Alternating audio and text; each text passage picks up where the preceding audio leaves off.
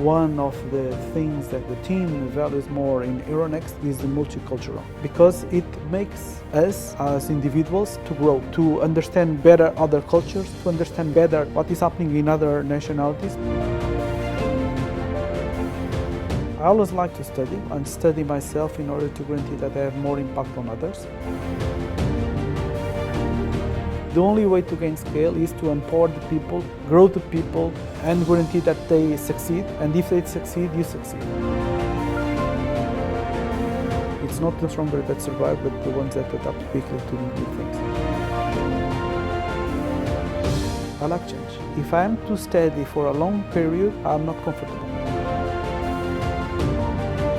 Success from the past does not guarantee the success in the future.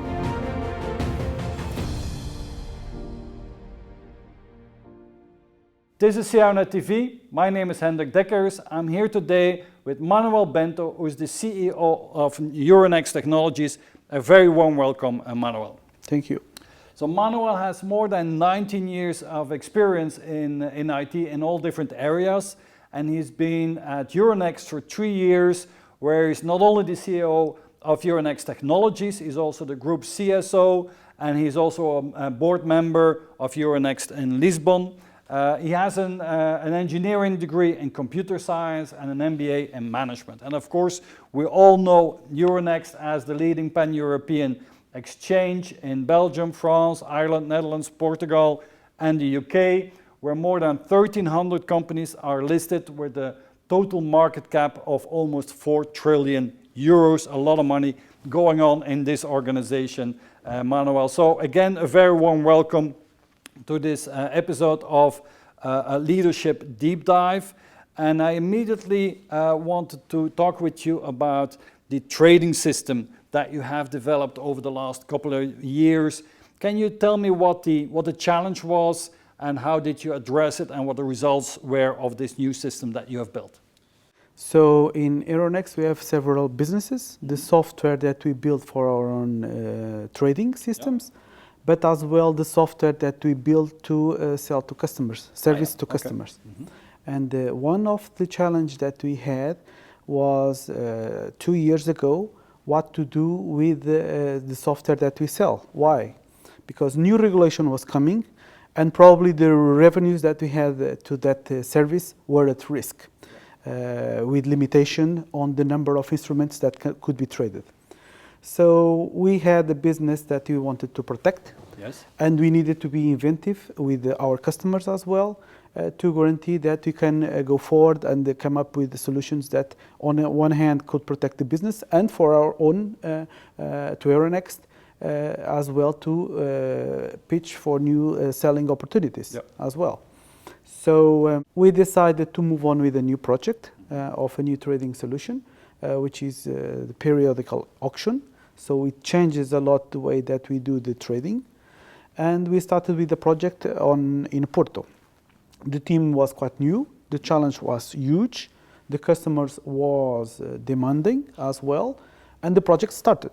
So was the development from scratch? Was like a greenfield almost? The thing, what we did was to catch the current the system that we had, but we had to implement new algorithms, new complex algorithms. We changed totally the way that we did the trading itself, and the number of variables compared with the solution that we have for the trading, for list and for the weights of a trade inside of the trading system was very, very complex. It was much more complex than the solution that we had before.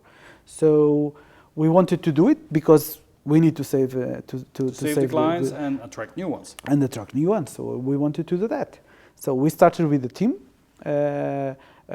Mainly in Porto, but as well from other locations. So it was teams from Paris as well that supported to this project, and we wanted to guarantee that we could achieve the goals and the results that we had. And during the execution, the project execution, it was tough. It was tough. Why? Because one of the things was that the team was new as well in Porto, but as well the system was very complex itself. On the other hand, we had a demanding customer that was pushing us to guarantee that we deliver with the quality, on time, on budget, with everything. So we wanted to guarantee that we will do a good project on that. We had to guarantee that we have a good algorithm in that. We try to connect with the local universities as well. So we on board for 3 workshops, one professor specialized in algorithms in there, that help us to think differently to the approach of the trading system, and it was very helpful to do that.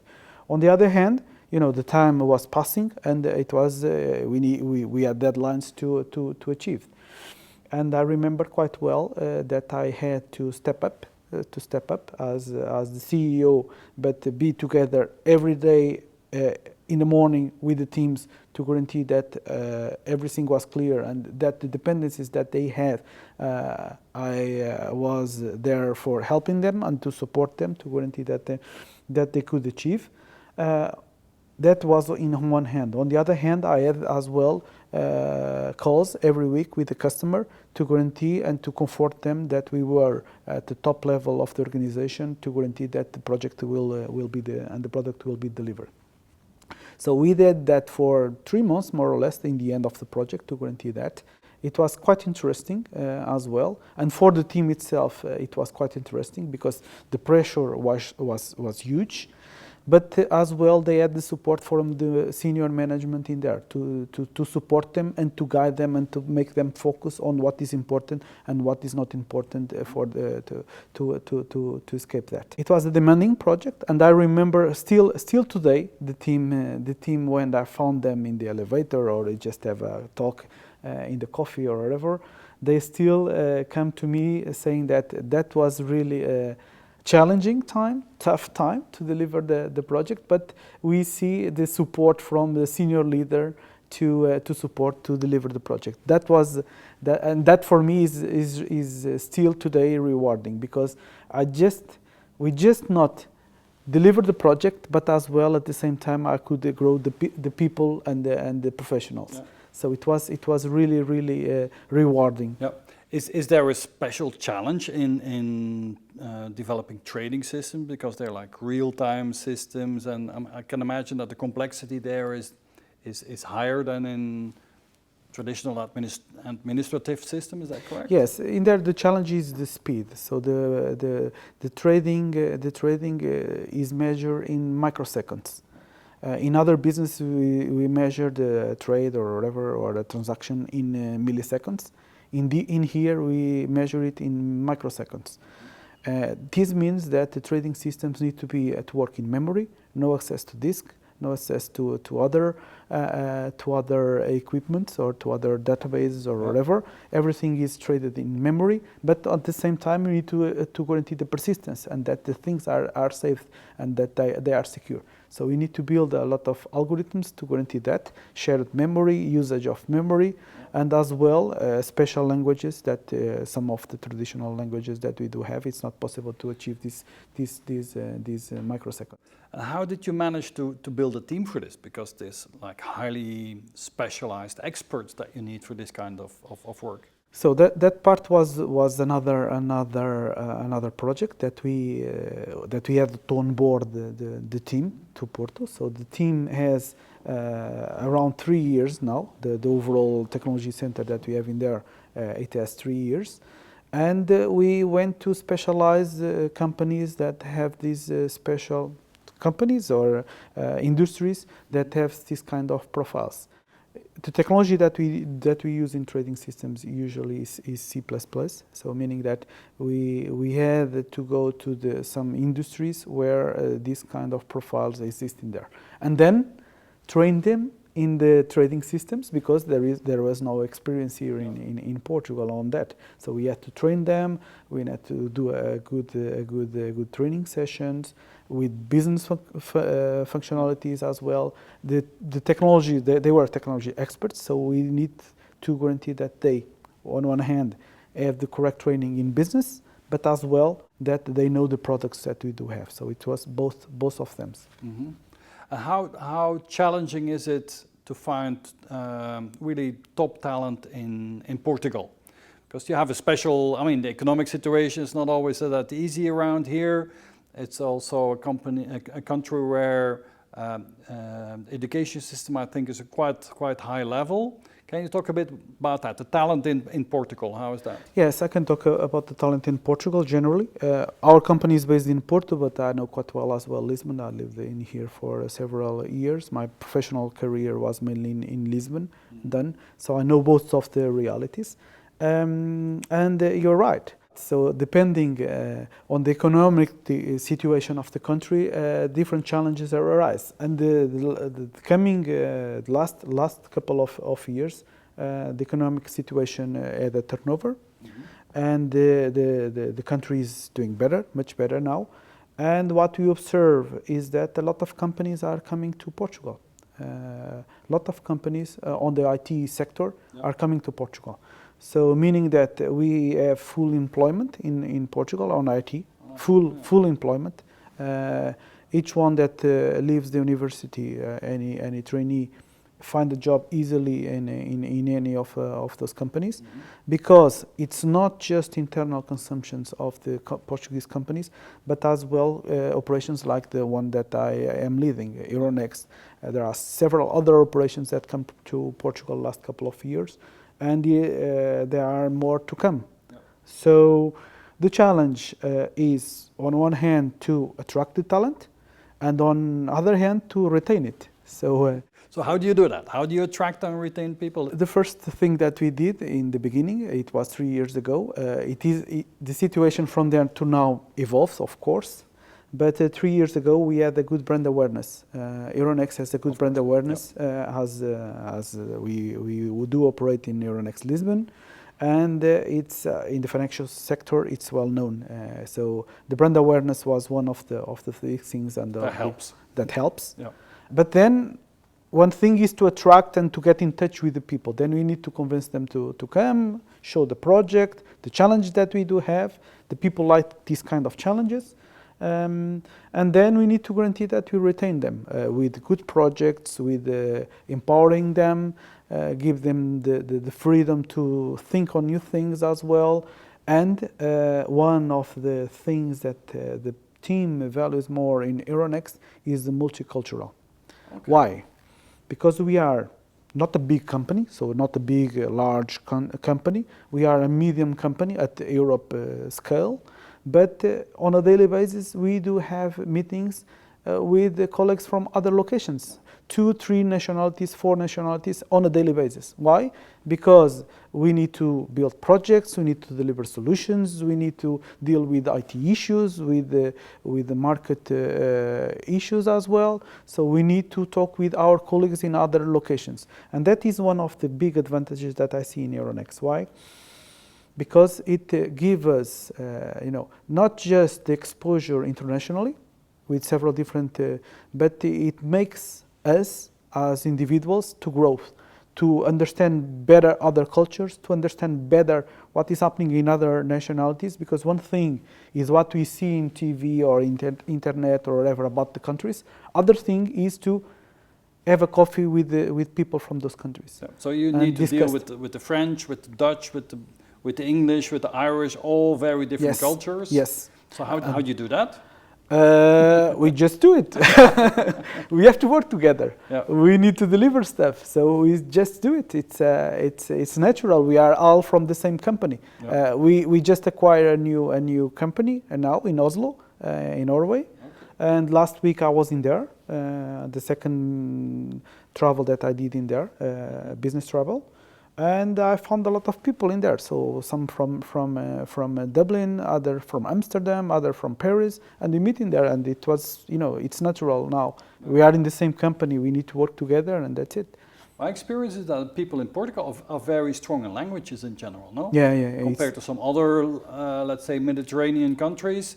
English, French, Spanish, it's not, it's pretty good, the level here, and that allows you to play an international role from here as well, no? Yeah, that's why some companies decided to move to Portugal as well. I think this is key as well. That's why a lot of companies are coming here, because especially as well because of that, because the level of languages is pretty good.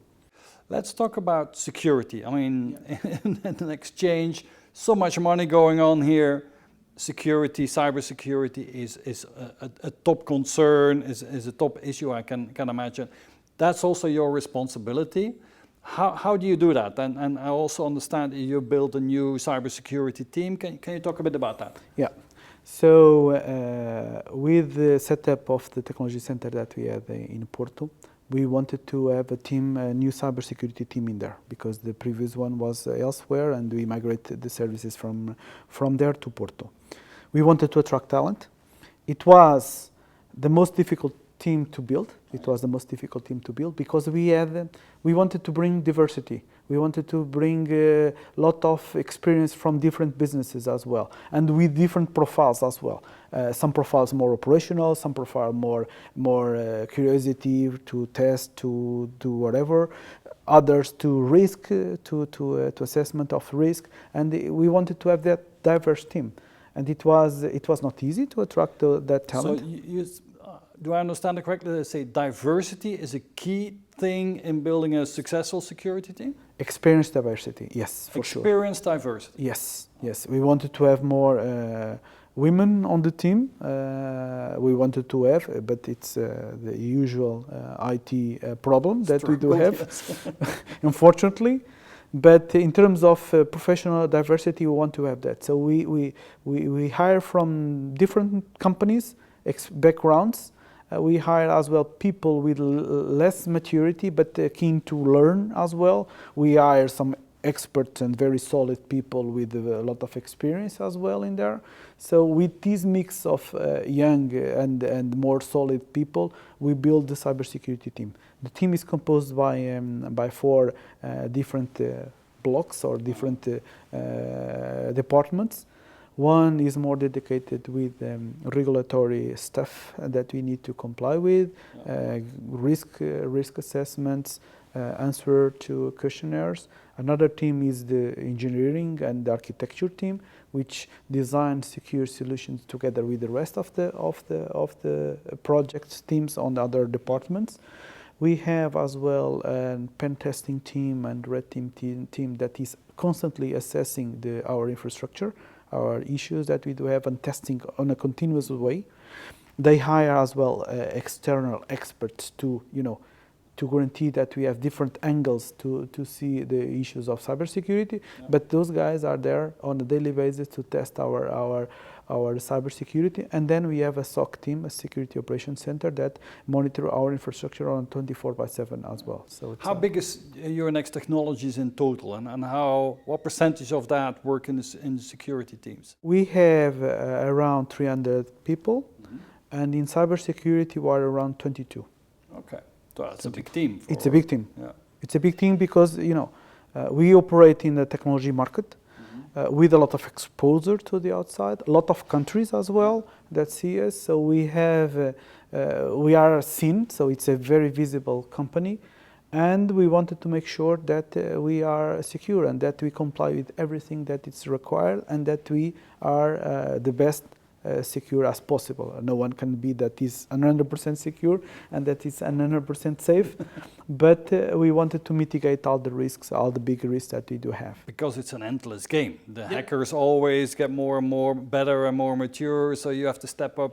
Absolutely. That's an amazing thing. And my teams are always learning, always in forums to see the things. We receive as well news from the outside, threat intel services that we do have that advises the new things. So it's a lot that the team has, and that is one of the key topics to retain the talent. Because one thing was difficult to set up the team, but we need to guarantee that the team is happy to deliver what they have to deliver and to do what they have to do, and at the same time that they don't go away, because as you know it, cybersecurity services are the people that have a lot of knowledge.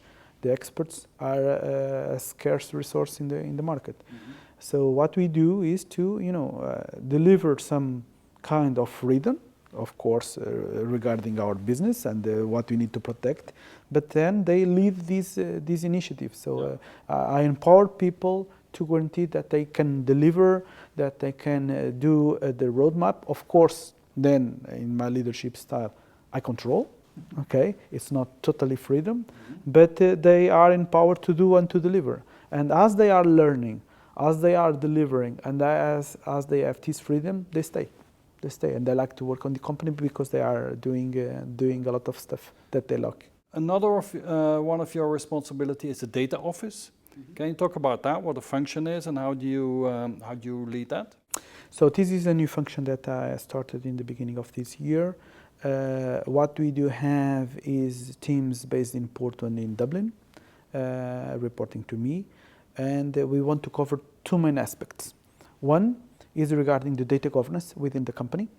We are as well a data-driven company, so we produce a lot of data with the trades. Yeah, and data is the lifeblood of your company. Yes, and we need to handle it properly. Yeah. So we have the governance team that guarantees all the governance procedures and the data flows and where is the data, where are the masters of information, the lineage, all those things. And we have another team that is looking to data quality, to guarantee that the data is not polluted with sources or transformed with things that should not be done. So we have this data quality. And the result of that is the data that we do sell to our customers, and that we sell to our regulators as well, and that we manage properly that information. Of course, we have some business owners and business functions that monetize that data and guarantee that we get money from that data. But these are two pillar teams to guarantee that the data that we produce and that we sell to our customers and that we monetize in addition, that are correctly handled and with the proper quality. You're also a board member in the Euronext Lisbon office. So that means you also have a commercial mind you need to think about, and also understood that your new trading system has also attracted new clients, right? So how commercial are you in your function? I have two main things to deliver. So one thing is guarantee that we deliver what we promise, and that is pure IT, but as well that we can bring more business to the company. And that is one of my key roles, what I wanted to develop. I'm original from the IT. Usually my mind is more think on deliver, on build stuff, on deliver stuff. And in the recent years, I'm more on as well changing to a business role as well, to bring additional sources of revenue, to talk with customers, to guarantee, to search for opportunities, and that is something that I'm being developed in the new trading system that I just told you, but as well in Euronext Lisbon, to guarantee that we handle customers and that we can guarantee more sources of revenues. Okay, so we already talked about the different teams in IT here, but can you give us the big picture? How is IT organized in Euronext? Okay, so this is like other multinational company, matrix organization. So we are in a matrix organization. I have one report line which is for the group CIO of the group. So he handles the team based in Porto, Paris and Dublin, and in the future in Oslo. I report to him as a group CIO. I have teams in Porto that are run in a matrix as well. So I have the cybersecurity team that reports to me, and I lead people that are based as well in Paris and in Dublin, all my responsibilities. And I have some people in Porto, where I am the CEO of the company, that are managed by other managers as well from Paris. So this is the typical matrix organization that we do have, where we have to be flexible, where we have to step up when it's necessary, even if the team it's not direct under my responsibility, but there is an issue and I need to solve it, and it's from the team in there, and I need to do it. So we step up, and as well other my colleagues that are in other locations. If I have an issue of any of my teams that are in there, they step up and I try to solve as well locally if necessary. So it's a typical matrix organization. And how would you describe your main role in this organization? What is your most important function and role in Euronext? So It has been changed during the years. So I'm here only for 3 years, but it has been changed. So the first thing that my main responsibility in the beginning was you have to set up the Porto Technology Center. You have to hire 150 people, train them, and guarantee that it's stable. And that was my first role in here. Then, after hiring the people, you have to manage the cybersecurity team. We have to make it good. We have to make it work, and that everybody is confident with the quality that we do have and with the deliveries that they have. And that was the second thing that I have to step up after the setup. Then, in the beginning of this year, I stayed as well responsible for the data team, the data office that I just told you. And the challenge was, okay, we have some things to solve in here. We have to have a good vision for the future, a good roadmap. We have some issues from the past that are still in there, and you need to build a plan to guarantee that that on one hand you have a long-term vision, yep, but on the short-term hand you can as well deliver the most critical things. And we built that, and we solved it. And then on the other hand, within the Euronext Lisbon role as well, that I was appointing in the beginning of this year, yep, is to guarantee the stability as well of the team and of the market in here, and to see if you can get new sources of revenues. So it's quite diverse, it's quite diverse, the challenges that I have, and it's been increasing. And you're having fun. Yes, for sure. And if it was too boring, too stable, it's not for me. It's not for me. Let's talk a bit about your management style. You already touched on empowerment and on control. Mm-hmm. So how do you do that? You've built this big team. How do you manage them? When I started the team, the first thing is I wanted to build it. That was the first thing. I wanted to build this. We need to build this. We need to hire the people. So I was quite focused on that. But then when you build the team and when I onboard the cybersecurity, when you do all that stuff, I start to think, okay, I need to gain scale. I need to gain scale, and the only way to gain scale is to empower the people, grow the people, and guarantee that they succeed. And if they succeed, you succeed.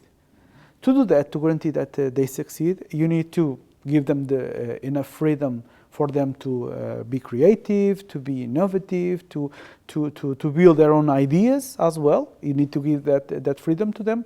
But on the other hand, after they define the things that they want to deliver, we need to guarantee that they deliver itself. Yep. And it's a mix of, okay, empowering, give them some freedom, but as well, when they commit, that they can deliver it. Mm-hmm. And that is my role as well in there. Not just to control and to say that, okay, we need to track that, but as well to help them. Yep. Because if the team is struggling to deliver something, it's not because they want to do it, to struggle. It's because they have difficulties. And I want to be in there with them to guarantee that I provide the support for them to succeed.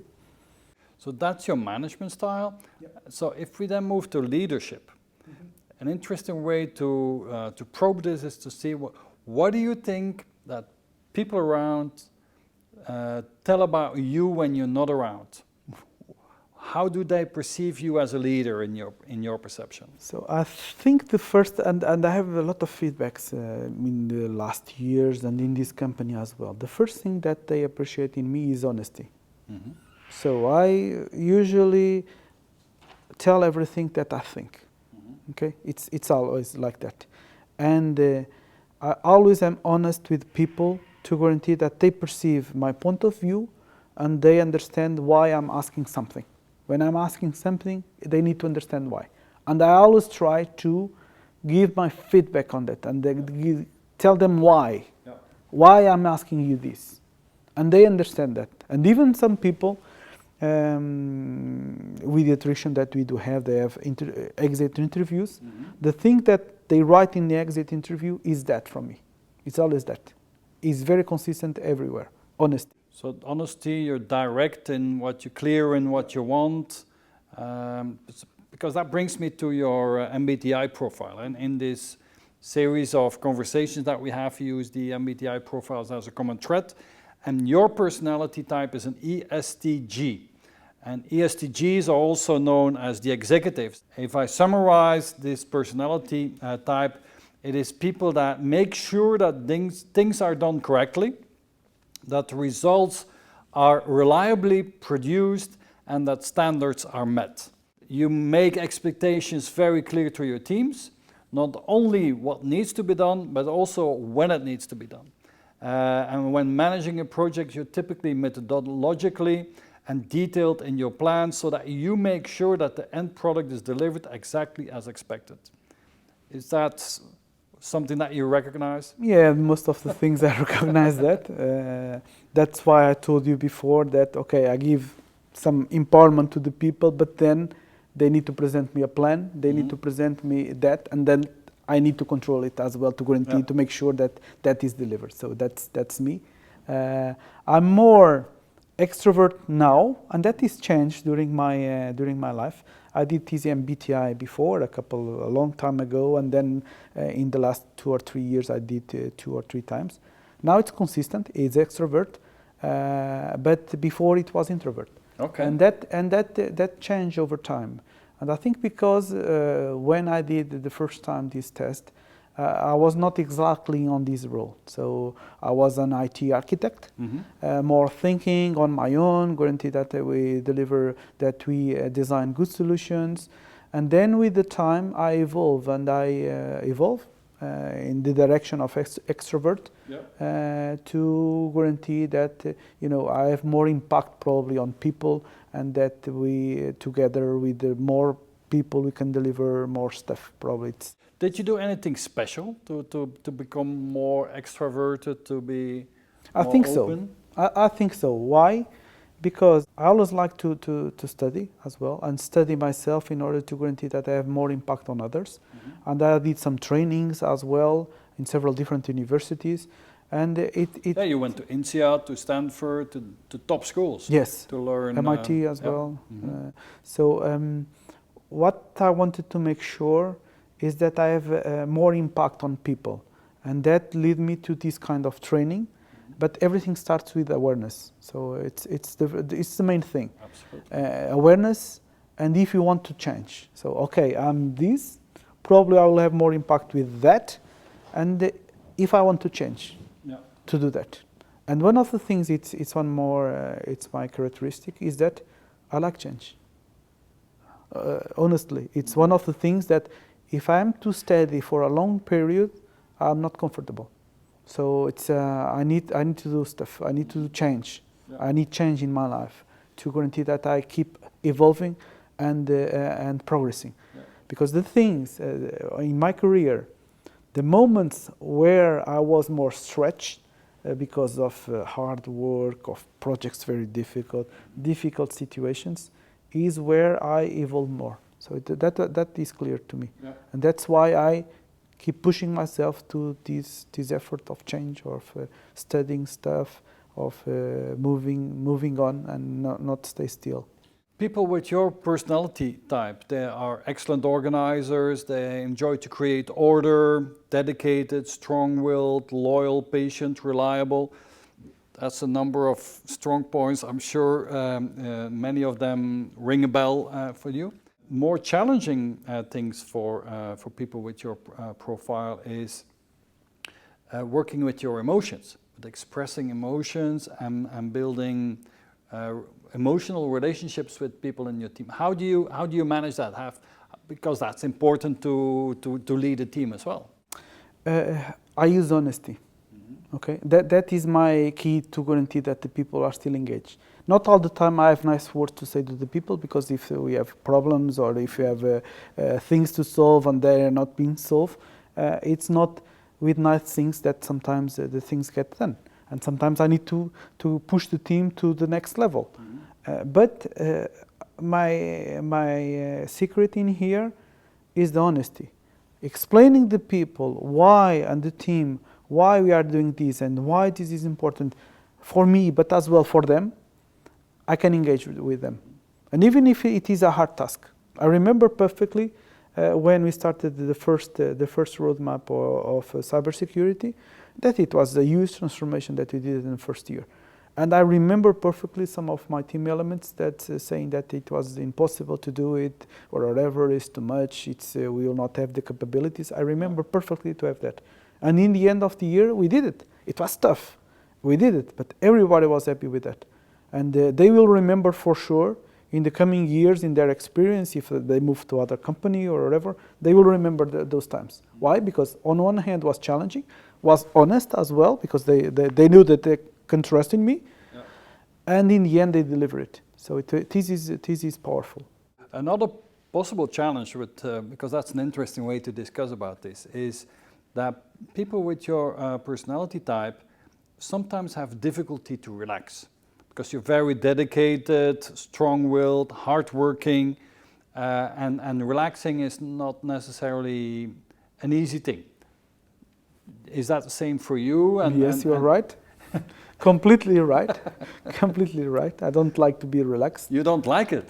I don't like to be relaxed. Ah. I don't like it. So just on holidays with family. Okay. In there, I'm relaxed. Okay. But on work, I don't like to be relaxed. You're always focused. Always focused, always searching the next opportunity, the things that we have to improve. And as in complex IT systems and in complex IT teams, there are always things to be improved. Yeah. And I'm always searching to those opportunities to guarantee that we are better and better and better as a team. So that's one of the focus. And it's difficult to be relaxed in my personality. Yeah, but sometimes you need to relax. I mean, you need to keep the balance and make sure that I'm feeling very comfortable with the stress and with the pressure. It's and what is your way to deal with stress then? Is that you have certain convictions, or I don't know, do you meditate, do you go running, do you do sports? What is your way to deal with stress? It's it's the family, of course. When I'm at home, I'm at home. So it's no work to home. So it's something that I don't do. It's very difficult sometimes to answer an email, but just that, not more than that. That is an escape for me. In the daily work, I like this kind of movement, this kind of stress and the pressure. I think it's good to make the things move on. So it's you have a family and children. Yeah. Let's talk a bit about that. What is it that you would like to give to your children? What are the values or the beliefs that you would like your children to take on from you? I do the same with my children as I do with my teams. Honesty. Be always honest. Focus on what is the best for the company, the best for your life, the best for everything. So focus on that and be always honest with that. I think that is the most important value that I can transmit to my children. And what do you want them to become? Do you want them to become very successful, very rich, very social, What is for you the values, aside from honesty, of course, but the other values that are important for you? I'm investing as well for them to succeed in the education and all of that. But I think it's up to them to decide what makes them happy.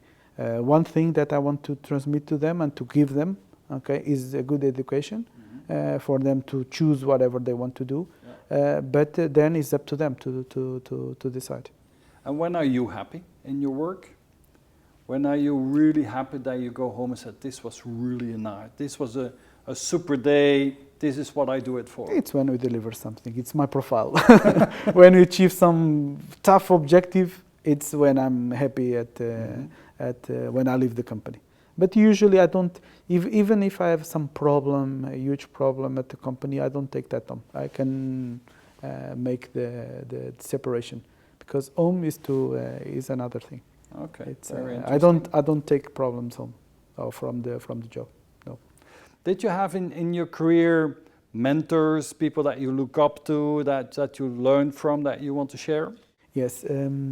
My first job it was challenging, because I was coming from the university.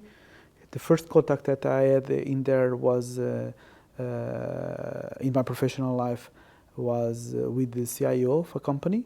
And it was amazing, because he was leading a team of 200 people or whatever, and he was very pragmatic. If you catch me in an elevator, I want you to do something, blah, blah, blah, blah.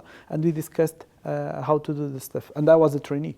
So it was quite interesting because he trusted people and he was very focused and very pragmatic in order to deliver that. And I still remember some of the meetings that I have at that time, a long time ago, but it was really interesting. Other thing that I do after that is try to learn with the best. So I read stuff in terms of management, leadership. I used to read a lot about that because, you know. What are some of your favorite management or leadership books that you... Yes, from Daniel Goleman for sure.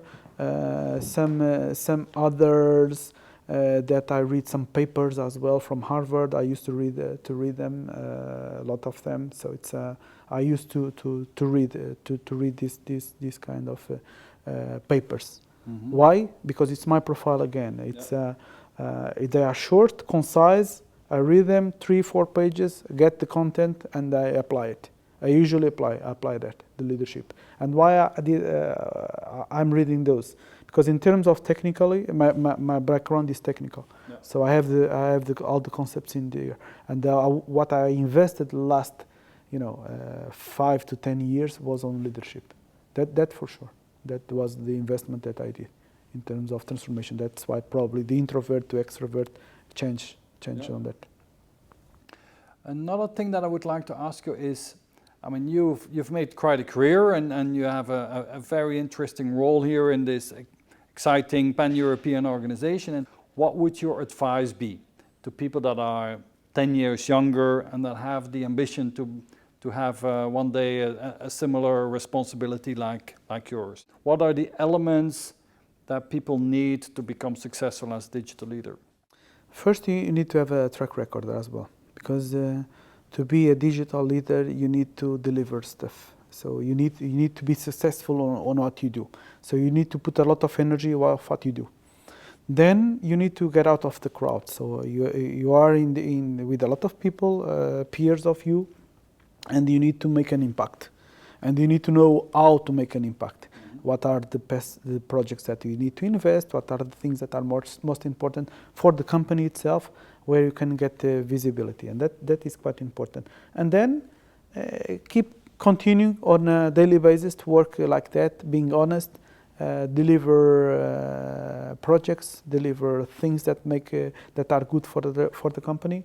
And with that, and with the time, and with some intelligence and strategy and personal development, you can do it. You can achieve it, and it's possible. Yeah. It's possible if you want it. It's anyone that wants that. It's possible. If it's not in company A, it's in company B. So it is possible. Do you have a personal mantra? Something that your principles that you live by, that you that always come back for you? One of the things that I do believe is, and I like a lot, is to getting the things done. That for sure. That for sure. That is one of the things that I focus on a daily basis. Other thing is pragmatism. So I'm very pragmatic. So it's if something needs to be done, I will go to the best way to deliver that, and the most pragmatic solution. So that's pretty much it. Okay. We touched on a lot of different points in this conversation. Is there any last things that you want to share, that you say, well, this is really something that is important for me? Yeah. So since my career, I have been moving around several different companies, and each company has a different way to approach the things. And with the knowledge that you learn in different companies, you evolve yourself and you evolve your mind and the way that you do stuff. And sometimes, even if I like the change, sometimes some of the change are hard, because when you are in there, you move from a job that you were very controlled and everything was already under control, to a new job, and sometimes the things are different, and the success from the past does not guarantee you the success in the future. The approach is different. In this company, it's different from the previous company where I was, and quite different, a lot of different. And the approach needed to be quite different. And sometimes it takes some time to understand, okay, In this job I did it in this way, but the context is quite different in this way. So you need to adapt, and this is key. The adaptation is key in this world. It's not the most stronger that survive, but the ones that adapt quickly to the new things. Because being a top digital leader is not an obvious thing, right? Yeah. I mean, you need to be a very good manager and be able to build teams. You need to be a strong leader and paint a vision of where people want to go so that you can deliver. You need to be on top of your technology and make sure that you make the right decisions there. And you need to be very close and understand the business and work with the business and be part of the business. So that's a lot of qualities and capabilities that you need in a digital leadership, right? Yeah, and that is it's not easy, and it's not something that you enter in a new company in the business that you don't know, and immediately you will succeed. It's not like that this happens. This takes time, you know, and this is a challenge. And only with time you can deliver things that are a success, but the other things it's not there. You need more time to learn business, learn the things that you need to learn to cause more impact, and that is taking time. So, and that was the path that in Euronext that I created. First, I bet on the things that I could do better, create teams, organize teams, deliver technology, and then after is focus on the business side. Okay, understand better the business. Now this is already controlled. So let's focus on the other part and develop. And this takes time as well. So it's, and I can imagine with your personality, your interest, your experience, that Euronext now is a very interesting environment because it's highly technological, but also very commercial at the same time, right? Yes, it's very, this moment at Euronext is quite interesting because last year we acquired the Dublin Stock Exchange, so the Stock Exchange of Ireland.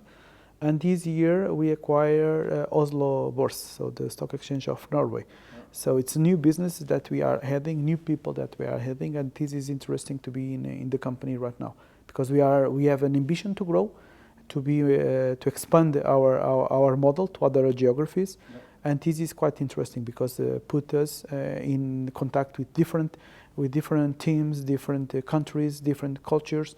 And this is quite interesting to work with new people on those countries. Does that also mean that because you're growing, that you have more means, that there's enough budget to do a new project, that you can grow as a company, so that you can then also have teams that can do new projects? Is that important as well? That is key. You know, one thing is to have budget, and we have budget to acquire those companies. But at the same time, we need good people as well, because as I told you during this interview, we hired a new team, completely new team in 2016 and 17, and my role as a manager is to empower them, to guarantee that they can do my job in the future, for me to be possible to do other stuff. And this is what I've been done at least the last 2 years. It was my job to do it. Grow the teams, empower the teams, grow them, teach them, coach them, make them be better managers, okay? And for me to be possible to do other stuff. That's why I stayed with the other teams globally. And now we are as well leading and trying to integrate other stock exchanges as well, in order to free my time, to have time to take care of that. And that is key as a manager, to build a strong team and to empower them. So if I have one of the good things that I have as personal characteristics is to empower and to coach them to evolve the team. That is something that the team values on me as well. So with this, I would like to thank you, Manuel, for this nice interview, and wish you a lot of success in the rest of your career at Euronext or beyond. Thank you. Thank you, Manuel.